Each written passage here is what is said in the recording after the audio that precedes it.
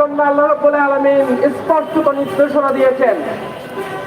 বাংলাদেশের 82% মুসলিম দেশের জাতীয় সংসদে দাঁড়িয়ে একজন পার্লামেন্টারিয়ান, যিনি কুমিল্লা 6 আসন থেকে মনিরুল হক চৌধুরী, তিনি স্পষ্টত একটি ফরজ বিধানকে উপহাস করে হিজাবের উপরে যে উপহাসমূলক বক্তব্য দিয়েছে, আজকে পুরা জাতির জন্য এটি একটি নির্দলীয় ঘটনা।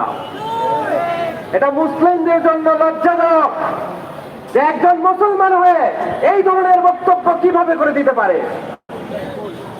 আমরা বলতে চাই, তিনি মুসলমান হয়েছেন, মুসলমানদের হুকুম আহকাম গুলো ঠিকঠাক একটু করে পড়ে দেখেন নাই। আমরা তার চেহারার সুরত দেখে বুঝতে পারলাম বা জানতে চেয়েছিলাম তিনি আসলে কোথা থেকে পালিয়ে আসছে।